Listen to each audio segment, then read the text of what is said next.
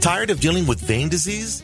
Have your symptoms gotten worse? Oh, these spider veins are ugly. My legs and ankles are always swollen. My legs are tired of standing all day. While some symptoms can be managed by lifestyle changes, other factors are out of your control. Get help from the experts at Vein Clinics of Hawaii. To learn more about your treatment options, call 427-5565 or visit veinclinicsofhawaii.com. Aloha, Hawaii! It's time for the Vein Clinics of Hawaii radio show. Their team's approach to diagnosing problems and developing solutions and treatment plans are beyond compare. So let's get started with your host of the show, Mike Buck, and Medical Director, Dr. Randall Juliff of the Vein Clinics of Hawaii. Well, first of all, congratulations on deciding to spend one of the most informative hours on veins that you could. You'd probably, maybe if you were here by accident, hey, we've been doing this for a year, and like gathering so many friends and so many new ideas about vein issues. Venous insufficiencies. I never even knew how to say it, let alone spell it a while ago. But we talk every week about different concerns with vein disease. It's the specialist. It's the specialty of Dr. Juliff. Vein Clinics of Hawaii are located on 4 islands, started on the Big Island and spread all over the place, and here on Oahu too. veinclinicsofhawaii.com, you can find us there. And every week we try to bring you different looks at the different concerns, and most of the time to do in the legs, because I found out because of gravity, if you're going to have real problems, most of the time it's in your lower legs. Anyway, today, however, it's going to be a little bit different, because as we talk about the legs, today we're going to talk about the esophagus. And I know, the only thing I do know, Doc, about the esophagus, it's not in the lower in the lower leg. It is not.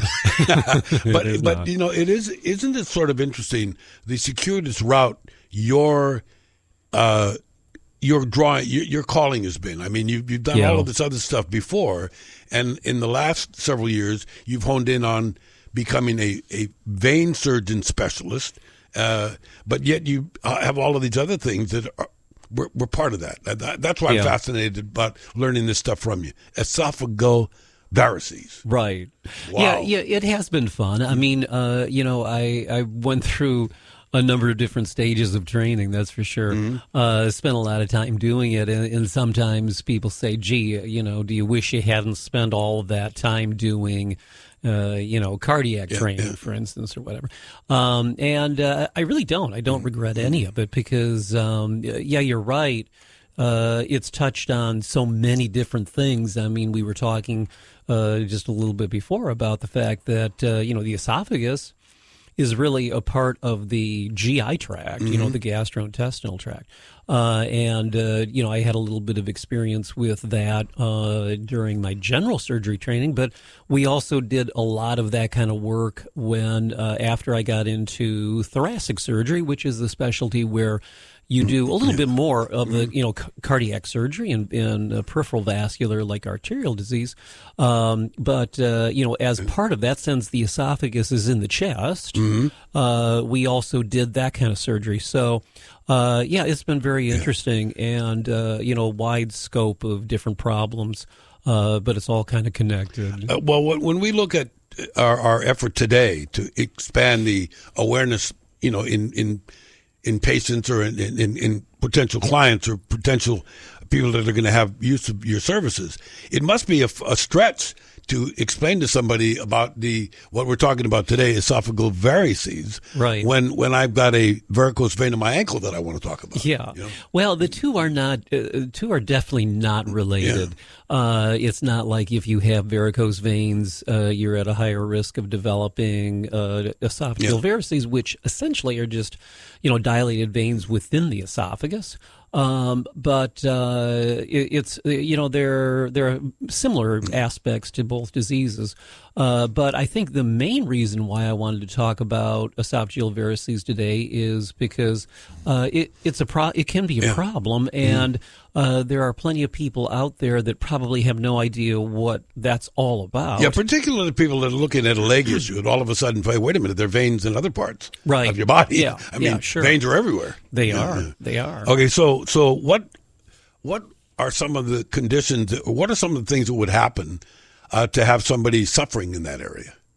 Well, a number of the esophagus, the circulation, let's say, of the esophagus is dependent on a lot of different other factors. It's not just blood flow in, blood flow out. Okay. There's something else going on, which we'll get into a little bit more. But what is the esophagus? I think many people may not know that word, but it's basically the tube that connects what we swallow, from mouth to stomach. The stomach is the first kind of holding tank for food that we eat. Yeah, so basically the esophagus starts in your throat. Yes. Yeah. And it's a throat tube. mouth. It's a tube that goes down to your stomach. Yeah, and it's pretty important. Very important. I should say, yeah, very important. Yeah. So it's the first part of the gastrointestinal tract. Something that we call the alimentary tract. We use the word alimentary because that has to do with nutrition.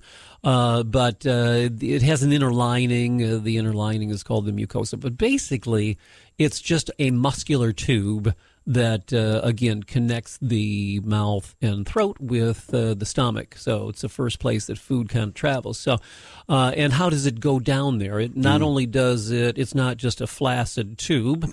It's actually a functional kind of organ, and it has peristalsis, and peristalsis is one of those things that happens throughout the entire gastrointestinal tract, and that is there's muscular activity. Right, pushing stuff down. Yeah, right. It's pushing stuff down, and there's kind of muscular contraction that in a wave-like fashion pushes it down. So, and the esophagus is only about 8 or 10 inches long. It's not a long organ.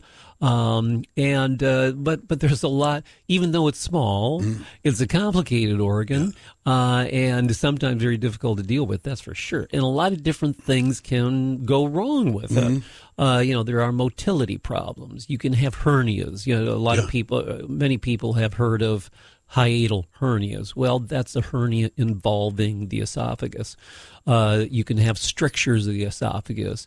You can have gastric reflux. A lot of people. Yeah, a lot of people listening right now. You know what that is. Yeah. Or the other term that they use for that is GERD. Yeah, GERD. You come home from too much of this and too much of that, and a big old couple of too many highballs and too many mariachis and too many salsas. You know all about that, don't you? In the middle of the night. Exactly. So reflux, esophagitis, cancer, and then most notably what we're going to talk about today, varices. And it's really can be a very challenging organ because there's not a lot of buffer zone with respect to operating on it. You said something a while ago, and I can see people in the audience, the radio audience. I see you out there. I'm looking right through your radio. That all of a sudden, I was thinking all this time that the esophageal tube was a lot longer than what you say. Yeah, and so that means your stomach is probably a lot higher up in your body than you think. It is. Most of us, you put your hands over your belly button. That's not where your stomach is. No. Your stomach is way up above that. When people get indigestion, usually they feel it right below their... Right there, boom. Just below the breastbone. Yeah. So, the stomach usually lays, well within kind of the rib cage. Yeah. The rib cage is covering a fair amount of the upper abdomen, not just the chest. So the esophagus is relatively short. And, you're right. The stomach is pretty high in the abdomen. Those of you that have been listening to the program know that a lot of the times when we talk about the vein clinics of Hawaii, and when you have your surgery is on your veins, and a lot of times it's because of a problem with a valve. And when you said the esophagus, is it sort of semi a valve? In other words, food's supposed to go down, and when it comes up, isn't that going against the intended use of the esophagus? It is. Definitely. Yeah. There is not so much a valve, but you're right. The concept that you're describing there is absolutely correct. But there's a sphincter. There's a muscular area in the lowermost part of the esophagus that it remains fairly tight when you're not swallowing. Right, I got you. Okay. And that is the first kind of barricade to gastric contents coming back up into the esophagus. So somebody that suffers from GERD or whatnot usually suffers at night. Yes. Usually when they get home, they lie down. Lay down, yeah. And then they get that. Actually, I had it once a long time ago. It felt like it was burning. Yeah. And just what you described before, alcohol. Sure. A lot of all the fun stuff. Fatty food. Yeah. All that stuff. All the stuff that you're probably taking in on those evenings when you're out having fun. All those things are bad for esophageal function, and if you're kind of prone to reflux, that's when it's going to happen. But I mean, outside of being uncomfortable, that's not the issue here, is it? It's health. Oh, yeah. I mean, there's some. I would imagine explain the serious health issues that can come in the esophagus area. Yeah. Well, you're right. Probably the most important thing there is that with reflux and chronic inflammation of the lower part of the esophagus, that can actually lead over time to developing, cancer cells. Mm-hmm. Yeah. And the cancer in the lower part of the esophagus, one of the reasons that have one of the big reason why that happens is because people have chronic reflux. So you're right. It's not just, every now and then I eat too much or whatever, and I have all this indigestion and pain, but by the morning it has gone away. Mm-hmm. One more of those reasons that people need to have their complaints looked at, because sometimes it's not just minor, it can be a major problem. And that's one of the reasons why I was so pleased when I looked through the materials that Doc sent me so we could do the program. This is pretty much esophageal varices 101. You might identify something today that you hear because of a symptom that the doc's going to explain. What are some of the things that would give somebody an idea that I need to get some help in this area? Right. Yeah. And that's exactly it. That's why I wanted to talk about this, is because it's not a well-known topic, and hopefully it will serve the purpose of educating those people that think they might be at risk for this kind of stuff and should probably have it looked at in one way or another. So what are esophageal varices? Well, basically they're just dilated veins. And they are located in the lower part of the esophagus. So, dilated veins, and again, very similar to what we see on our legs with varicose veins. Are they kind of small ones, these veins in the esophagus? They're usually probably a little smaller than the typical varicose vein. Okay. Yeah. They can get pretty big, but typically they're smaller than that. A little more thin-walled, a little more, you have to be a little more concerned about the fact that they can become unstable and then, cause their problems. But, the other day we talked about hemorrhoids, and, hemorrhoids are just dilated veins. Yeah. Very similar, but very similar to varicose veins, but they all have their own little reason why they exist. It's a little different. Yeah, and I'm kind of getting the picture to what we're talking about now with the esophageal varices. We talked, like you said, we had our other program on hemorrhoids. That's at the other end of this whole system. Yeah. So you got at the top, you got where stuff's going in, and at the bottom, you got stuff where it's going out. And in between there, where all of these varices can happen, I guess. No, the varices are happening in specific locations. Okay. And typically they're happening for a specific reason, and usually it's a little different than varicose veins of the legs, where, as you mentioned before, varicose veins of the legs are due to a failure of valves within veins. Now, hemorrhoids, as we talked about, there's not like there's little valves in the veins, and that's why those veins are dilating. Those are dilating because of hard stools, straining when you have a bowel movement, all that sort of stuff. Esophageal varices occur because there's a variation on the circulation of the esophagus, and and we'll talk about that in 1 second. But do varices cause symptoms? The answer to that is not always. No, they may not. And so it's not like they, cause pain. Not like you look for the things, right? Yeah, right. Yeah. So, people can actually have esophageal varices and not have any, demonstrative symptoms until they have, sort of a major event that can actually sometimes be fatal. But So there's no difficulty swallowing, there's no nausea, vomiting, indigestion.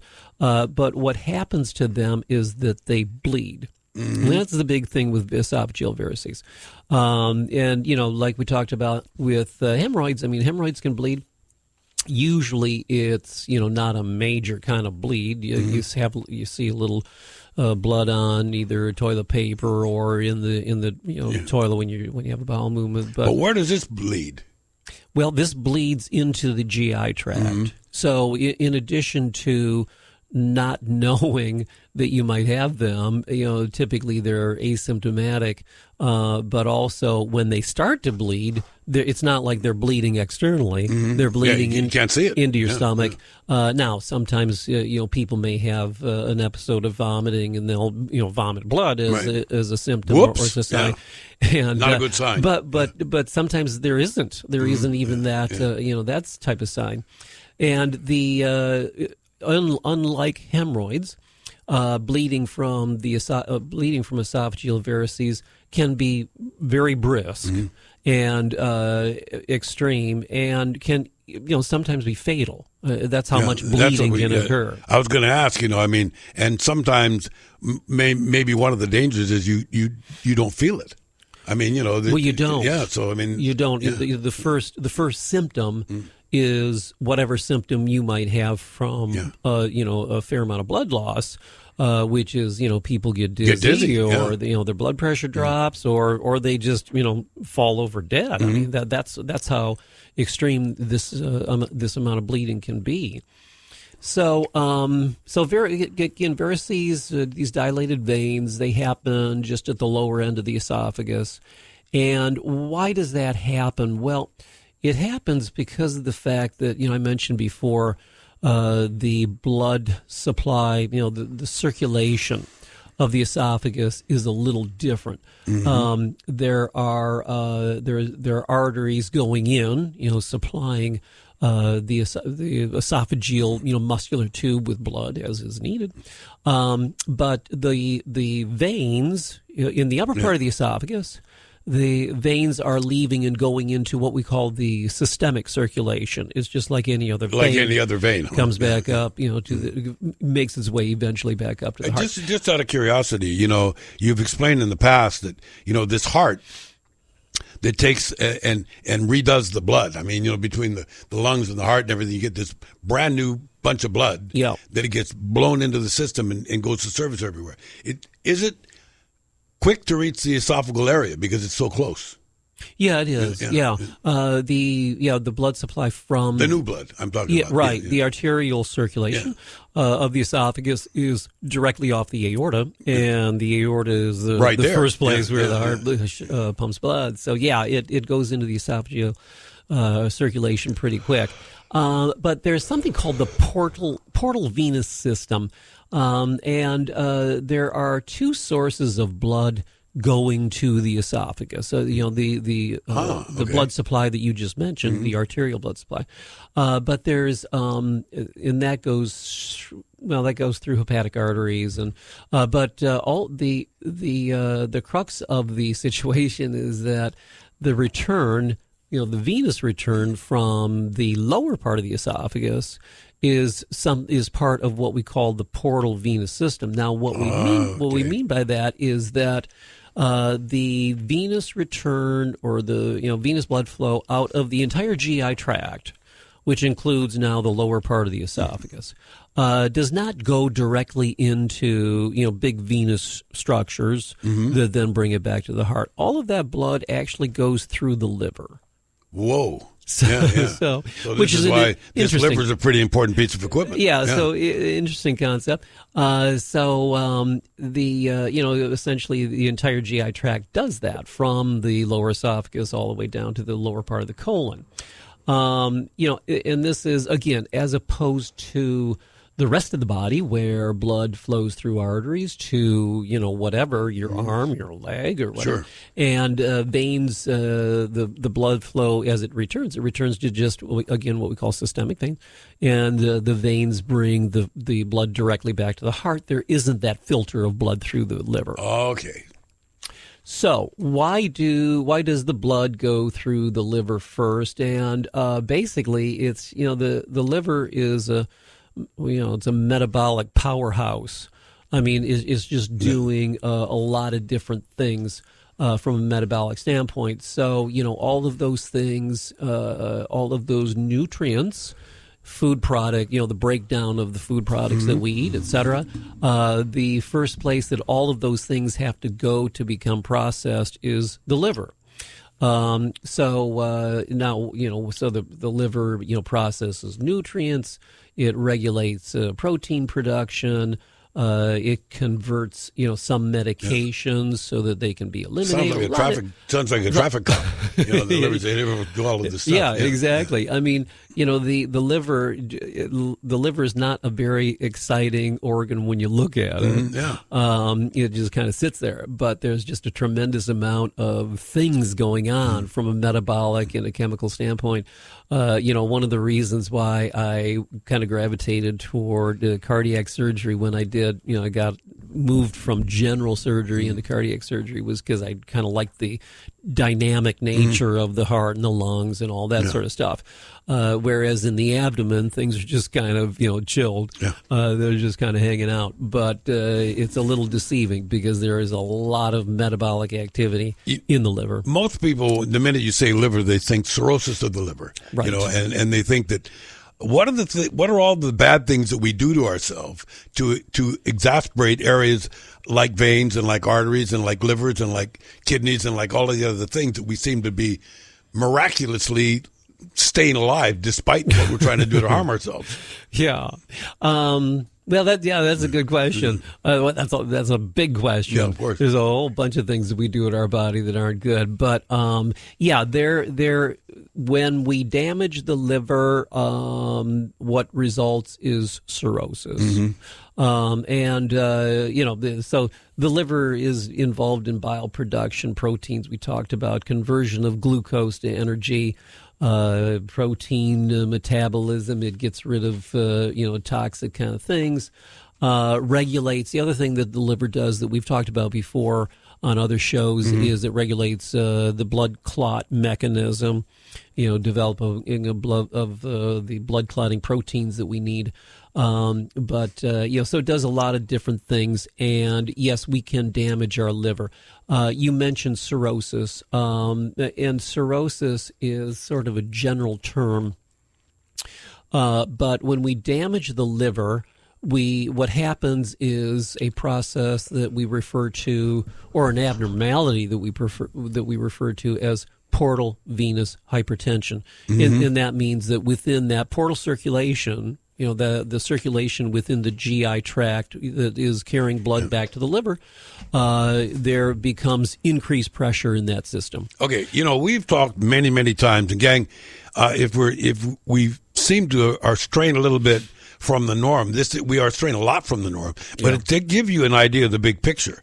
And so you go to veinclinicsofhawaii.com and see some of these other things play out. But what I think it's fascinating to me is that, when you start getting like me, I'm not only am I a facilitator for the show, everybody, but I'm a patient. And I've had a lot of venous work done on my legs, and my legs are better for it.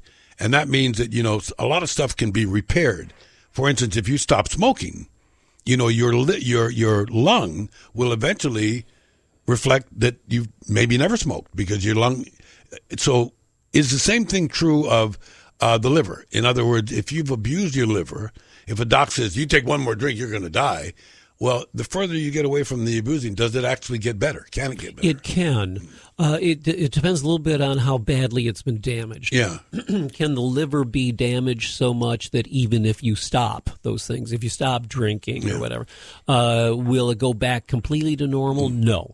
But during the early stages, absolutely. Yeah.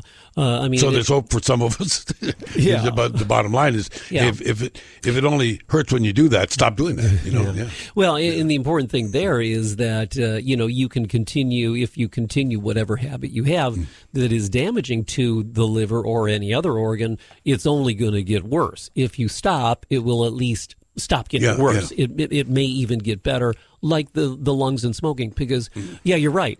When you stop smoking, over a period of years, the lung function kind of gets back very close to normal. And, gang, when we talk about venous disease, we talk about this different stages of it, 6 of them. And so you're not likely to... I'm trying to draw a line of parallel so those of you that listened to the program before sort of know where we're coming from today. And what I'm getting at is that, a lot of times what Dr. Juleff and Vein Clinics of Hawaii does is stop the deterioration of your venous system by getting in and treating it. So I'm guessing that when you start diagnosing some of these other areas like this esophagus that we're talking about today, that similar opportunities exist to handle it. Well, there is a definite analogy there because, when we catch venous insufficiency in the early stages, we can definitely reverse the symptoms and the problems that arise from that. Now, if it's too long standing, for instance, if somebody has skin discoloration and the dark staining that we see on the skin in long standing venous insufficiency, even if we fix it.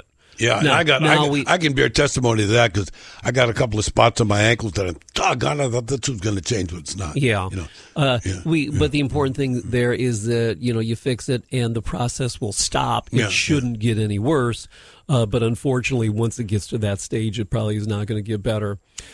So this portal venous hypertension. In that also, we talk about venous hypertension in the legs, and that is what then moves, kind of simple lower stages of venous insufficiency up to those higher stages. Okay. But same sort of thing exists within the portal system, and that is the pressure starts to go up. Now, why does that happen? Well, as we damage the liver. It becomes harder for that blood to move through the liver. Kind of makes sense. Damage happens to the liver. The liver repairs itself by forming, scar type tissue, or what could be referred to as a scar, and that scar is an impediment to normal blood flow through the liver from the portal system. So again, as that process increases, and as the pressure. You have sort of a high blood pressure situation within that circulation of blood going to the liver. We call that portal hypertension. That relates to esophageal varices in that. As that portal pressure goes up, all of the veins that are carrying blood back to the liver dilate. Sure. And I guess it's particularly prominent in the lower esophagus because those veins are very superficial. They are thin-walled. They dilate easily, and that's why it becomes problematic in that location. A lot of people listen to previous programs. We talk quite a lot about things like ultrasound and how you diagnose conditions. How do you look at some of these conditions that you're talking about to see what's going on? Well, we look down there. We unfortunately, ultrasound is not real applicable to this type of problem, but it's easily diagnosed. And basically, you just do endoscopy. Upper endoscopy, something called EGD, and just look, look through a scope, and you can see what's going on. But so, what are some of the causes of liver disease? Cirrhosis. You mentioned cirrhosis before. Cirrhosis is sort of a general term, and cirrhosis really just refers to the fact that something has damaged the liver, and like I said before, as the liver tries to repair itself, it repairs itself in a less than completely normal fashion. Okay. And so you develop scar tissue. So what are some of those things? Well, alcoholism is probably I'd say that got to be at the top of the list somewhere. Yeah, I think that is number one. But alcoholism, hepatitis, B and C, and also through the media, we've heard more and more about hepatitis C. Luckily, there's a cure for that. There's a medication that people can take, but it's a very, very common problem. And if you don't know that you have hepatitis, it can lead to ongoing injury to the liver. So if, for whatever reason you might suspect yourself of having hepatitis, it's, very, very beneficial to kind of have it looked into. There's another side to that, Doc, and I think that's where I like to really compliment what you do at Vein Clinics of Hawaii, and that is everybody needs to be placed on a scale of where they are. Yeah. In other words, you can have something going on that you have no idea about. And once you find out about it, it must be not only tremendous relief to the doctor. Okay, we've got this. Now we know what to do with this guy or this gal.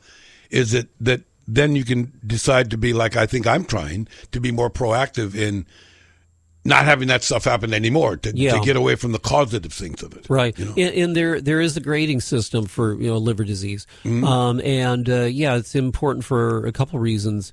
Not only to know, where you are right now, to define what you have, how bad is the process in any one particular patient, but also to follow it over time. We can see, the liver function is getting better or worse or whatever. But, those grading systems and those metrics are very, very important. There are similar types of things that we have in lower extremity venous disease in the world of cirrhosis and esophageal varices. But I find this incredibly interesting. You mentioned earlier, I want to make sure that your patients and that potential patients understand that there's specialty guys in a lot of things. And this is, you've been there, and that's what you've been doing. Now you're at Vein Clinics, but there must be a lot of overlap where you would say, this is something that we'll do, or this is something that we need to find somebody else to do. Well, definitely. Absolutely. Yeah. If we suspect somebody of having esophageal varices, we're going to send them to somebody else. We don't do that kind of work. But so those are the, with respect to things that will cause portal hypertension that can lead then to esophageal varices. Those are the liver reasons. Those have to do with liver disease. There are non-liver disease types of processes that can lead to portal hypertension, and basically it has to do with blood clot formation. And if there's obstruction to blood going into the liver, well, the pressure within that system is going to go up. Sure. If there's an obstruction to blood coming out of the liver may be completely normal. The liver may have completely normal function, but if the blood is not getting out of the liver as it should, then that pressure will go up and create the same problems. And there's something called Budd-Chiari syndrome, and that has to do with blood clot formation. So it's similar to deep venous thrombosis. Yeah, by the way, we're learning more and more these clots are really our enemies. Yeah, I mean, and they can happen in a multitude of places. They can, it's equal opportunity clotville in your body, So and that's a fairly rare kind of thing, but it's something that we talk about and see, it happens in people who are prone to blood clotting, just like in the leg. Okay. Pregnancy, oral contraceptives, cancer. There's we've talked about genetic reasons why people may be what we call hypercoagulable, meaning that their blood clots too easily.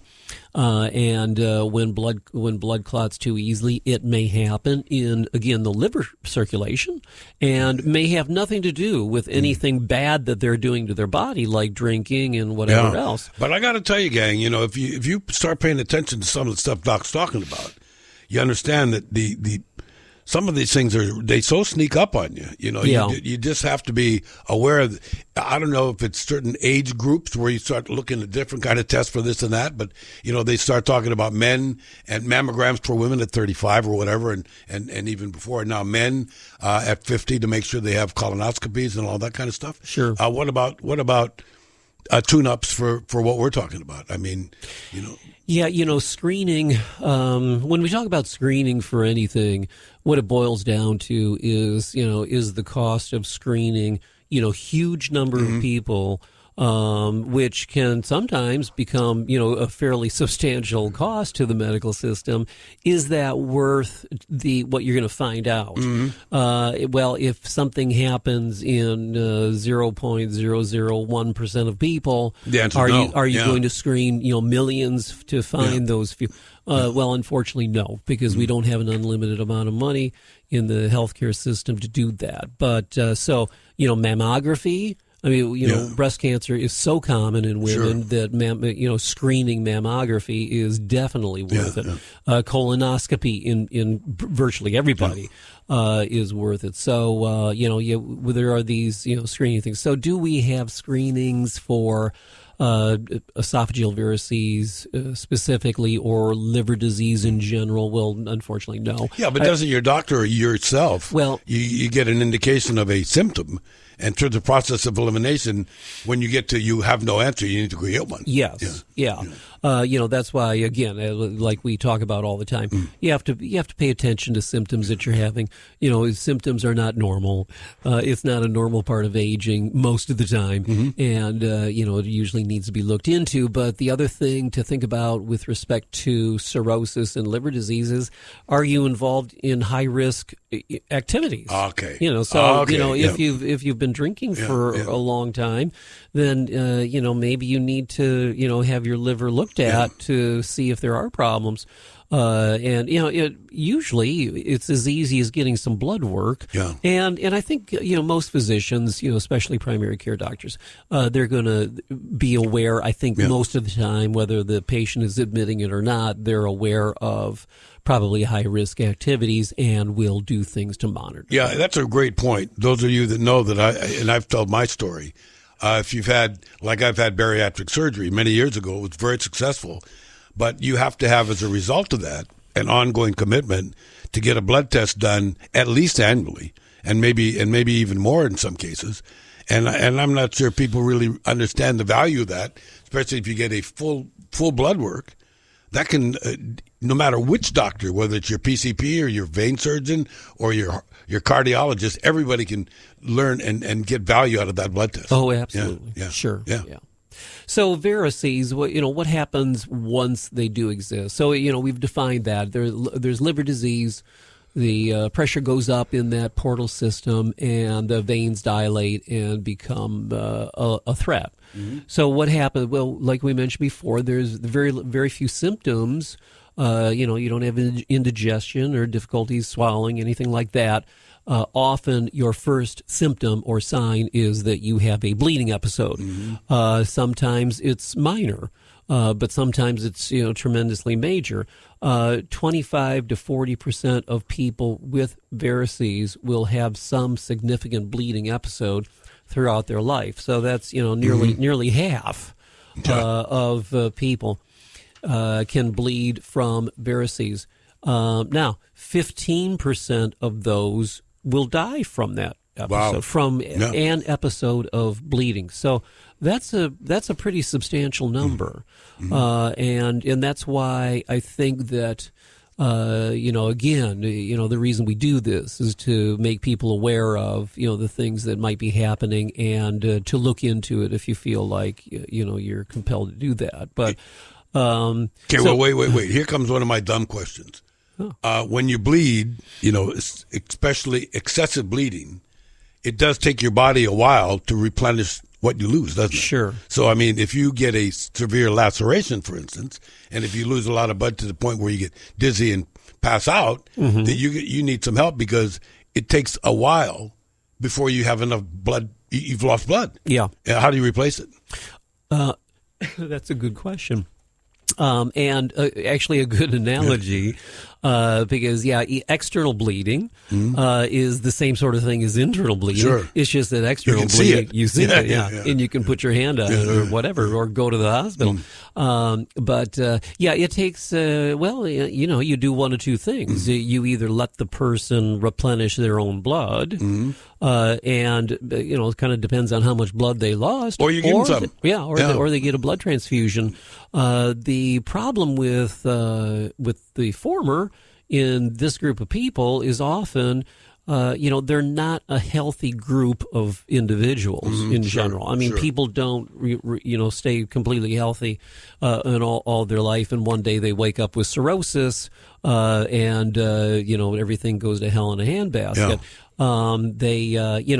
It's a gradual decline in their, entire overall health. And so those people are going to have a much harder time replenishing not only blood, but anything else. Anything, sure, I get it. In their body. So, varices can either bleed very, very briskly, in which case there's going to be a major event, and very likely the patient will know about it. In one way or another, or sometimes varices just, what we call leak. They don't have a major bleed, but they're just, you're just, slowly over a longer period of time losing blood. So in those situations, you might, again, vomit blood. We mentioned that before. You may not have that kind of event, but with the perpetual loss of blood into the GI tract, you can start seeing it in your stool. The stool changes in appearance. When there's blood in the stool, it starts to look black. Okay. We talk about black tarry stools. Not good. It was not good. So so that would be one of the signs that people need to take a look at. Are they anemic? Let's say the patient went to their doctor and had just kind of general blood work, and they find out that they're anemic, and they were never anemic before, didn't have another reason. Well, that requires a little more investigation as to why. Yeah, and one of the things that, and I've shared this with Doc, and he knows anyway because he's my doc, is that I've always had borderline anemia for some reason. And I know that once you find that out, you're more likely to say, well, maybe I had a blood test a little more often. And the reason I brought that up is because we've just seen a really great campaign being done all over the place called FAST. And it's how to spot a stroke.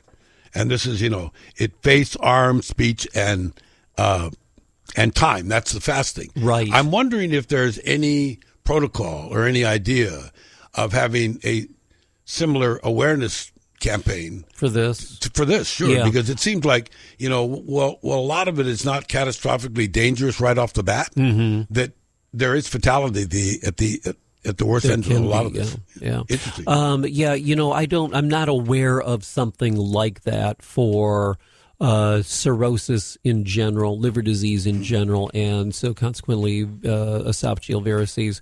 But I think you just have to, again, kind of pay attention to things that are not normal going on, and be prepared to react to them and get it evaluated. Well, one of the things that we've always mentioned on the program, and that's for all of you listening, is that unfortunately vein disease is really a slow creeper and a long-time developer. So I'm guessing that some of the stuff that we're talking about here is similar. That if we have a pretty good system and you eat stuff that's wrong and this or that, your body just, bad day at the office, but the next day you're okay. It seems to me that there would be a general feeling of lethargy or pain or something that should be a trigger to get, well, maybe I got this or maybe I got that. Yeah, well, with respect to blood loss, definitely. Sometimes, people do, it's like, it's chronic blood loss is going to cause anemia. And, people who are anemic, are going to start to feel tired and, lack energy, and they might start to have dizzy spells when they stand up. That's kind of one of the cardinal signs. And black tarry stools and all those things you have to just be aware of. So how do we let's say somebody's out there and wondering, gee, maybe I am at a risk of having that kind of stuff. So what do we do? Well, like I said, typically the first thing that we might do if we are suspecting something like esophageal varices as a source of GI blood loss, then we look down into the esophagus. And that's, with scope, and it's pretty easily done, definitely an outpatient. And so we can make the diagnosis pretty easily. There is, again, in most of these people, there's some degree of cirrhosis. And if, one of the screening, if someone has cirrhosis, if somebody has long-standing liver disease, then that might be a person that we would want to do a scope in a screening sort of fashion, Okay. because we're kind of doing it selectively. We're not going to do esophageal endoscopy on everybody over the age of 45. It's just not worthwhile. But the question that I have, and I think a lot of people out there sitting on the same question, is okay. A combination of events are taking place or making you aware, or you have a symptom, and then you have some sort of a test. Obviously, now you want to turn around and say, okay, this is what's going on with this person. How do we treat that? Do we just sit down and wait, or is there things that can be done? Yeah, absolutely, yeah. And there's a broad spectrum of things that you might do once you make the diagnosis of esophageal varices. So, one of the things is oral medications, and probably the first thing that we do is we start a medication called a beta blocker, and beta blockers are used for a variety of different reasons, but it's going to kind of control that hypertensive state within the portal venous system. Beta blockers we use for high blood pressure. Beta blockers we use to control heart rates and rhythms and that kind of thing. So it's kind of the first line of defense against esophageal varices worsening with time. Again, of course, you have to eliminate. Probably the first step is to eliminate whatever it is that may be damaging your liver. In other words, that's number one. Yeah, like if that hurts, stop doing that. Right, yeah. So, the downside of beta blocker, again, is because it's lowering your blood pressure and kind of lowering the heart rate, doesn't allow the heart rate to race. You may have a little bit of dizziness when you rise up from a sitting or a laying position. But typically you can find a dose that is good for a person, and their body kind of gets used to it. Yeah, this is one of the reasons why I love to drop this in every now and again. I've learned from Doc earlier in the piece on this, and I guess it's like, venous or any disease 101. You really need to know what you're taking from all different sources. And if you've got different specialty docs that you're working with and they don't know each other and have no reason to know each other in some cases, is that you better keep pretty good track of what you're putting in there, right? Yeah. I think that's one. There's a good number of people out there that don't know what each medication they're on is for, and they tend to kind of leave that completely in the hands of their doctor, which is okay. I mean, most of the time that's fine, but I think it behooves people to know exactly why they're on different medications. Well, that's what I mean. I say why. Sure. Okay, wait a minute. I'm taking this why? Yeah. And what is the reason? What's good and what's bad about it? Yeah. And when do I know I've had enough? Or too much. Yeah. So and there are medications that will, constrict the blood, those veins, so that they might be less of a problem. If somebody goes into the hospital, if it's an urgent sort of situation, then there are IV medications that we can give that can, cause constriction of those blood vessels, hopefully limit the amount of blood lost. So if somebody does, come into the hospital with, a large amount of bleeding and are, hemodynamically unstable, then obviously something's got to be done right away. And so we urgently do endoscopy, look down there and see what's going on. And the first line of intervention can also happen at that time, because we can do injection sclerotherapy right now into those veins right now. What about people or people that are around them that love them or that deal with them? Once they become aware of what some of the symptoms are, talk about the urgency factor. Some things you got to get looked at immediately. Oh yeah, right. Yeah. And some, I know you stood up, you got a little dizzy. Maybe you'd see your doctor next week. But if you stood up and fell down 3 times today, next week's too late. Yeah. And if you have some other things going on too, then sure. you have to gauge that and hopefully pick the appropriate pathway. But so injection sclerotherapy is something that we can do immediately through the scope. Some gastroenterologist, and that's the physician that's usually doing this kind of stuff, will do banding. When we talked about hemorrhoids here recently, we talked about banding or using rubber bands, tiny little rubber bands to constrict and to remove and control. bleeding or whatever from hemorrhoids. Similar kind of thing can be done for varices. Okay. And if you do that, it has to be done repeatedly. Usually it's not just a one-time effort and everything is fine. You have to kind of monitor the patient every 2-3 weeks and probably do some additional banding, et cetera, to get that to get the bleeding controlled and to get that patient out of that real lethal, volatile kind of status. Seems to me, though, that what we're pointing at here is what we're getting at is the difference between being able to recognize that and treat it, and then all of a sudden to do a procedure. Mm-hmm. Where, I mean, at what point in time does somebody need surgery for this stuff? Well, that's a good question, and I think that probably what it boils down to is we try to control and treat anything in general, but certainly this in the least invasive way that we possibly can. So if a patient is having, comes in with bleeding and they go through a treatment of sclerotherapy plus or minus banding, and then that might be fine. That might be all they need. And then they need to be, followed closely over time. But if they have further bleeding, or if the bleeding is so severe and the varices are so advanced that we don't feel that sclerotherapy and banding is going to do it, then we have to do something a little more urgent. So there are invasive procedures. Basically, all of those invasive procedures have to do with decompressing that portal venous system. The problem is the very high pressure within that portal circulation, and we have to decompress it. The way that we do that typically is, and there's a number of different ways that it can be done, but the portal circulation is sort of runs in parallel with what we refer to as the systemic circulation. We've got the portal circulation heading back to the heart, but it goes through the liver. We have the systemic circulation; it goes right back up to the heart.